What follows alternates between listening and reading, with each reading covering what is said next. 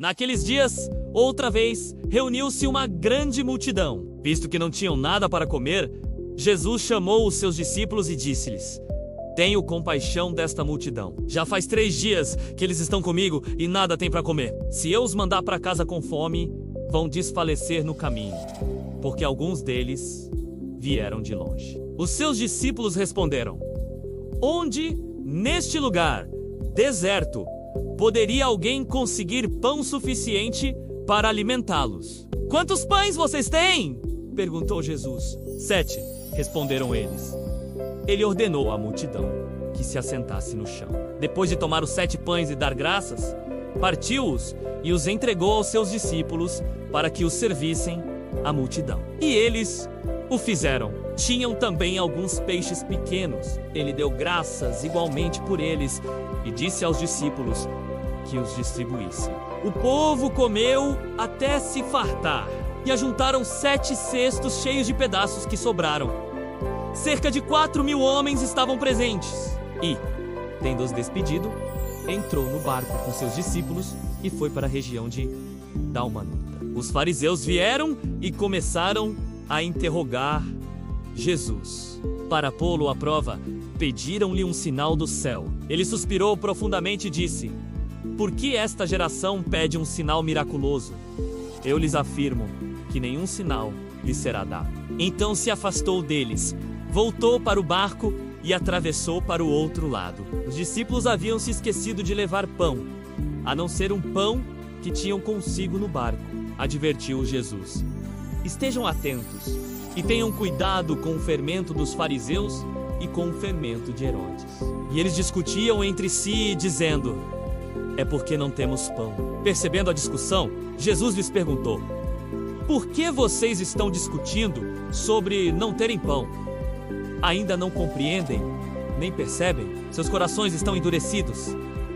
Vocês têm olhos, mas não veem, têm ouvidos, mas não ouvem. Não se lembram? Quando eu parti os 5 pães para os 5.000, quantos cestos cheios de pedaços vocês recolheram? 12, responderam eles. E quando eu parti os 7 pães para os 4.000, quantos cestos cheios de pedaços vocês recolheram? 7, responderam eles. Ele lhes disse: Vocês ainda não entendem. Eles foram para Betsaida, e algumas pessoas trouxeram um cego a Jesus, suplicando-lhe que tocasse nele. Ele tomou o cego pela mão e o levou para fora do povoado. Depois de cuspir nos olhos do homem e impor-lhe as mãos, Jesus perguntou: Você está vendo alguma coisa? Ele levantou os olhos e disse: Vejo pessoas. Elas parecem árvores andando. Mais uma vez, Jesus colocou as mãos sobre os olhos do homem. Então seus olhos foram abertos e sua vista lhe foi restaurada. E ele via tudo claramente. Jesus mandou-o para casa dizendo: Não entre no povoado. Jesus e os seus discípulos dirigiram-se para os povoados nas proximidades de Cesareia de Filipe. No caminho, ele lhes perguntou: Quem o povo diz que eu sou? Eles responderam: Alguns dizem que és João Batista, outros, Elias e, ainda outros, um dos profetas. E vocês? Perguntou ele: Quem vocês dizem que eu sou? Pedro respondeu: Tu és o Cristo. Jesus os advertiu que não falassem a ninguém a seu respeito.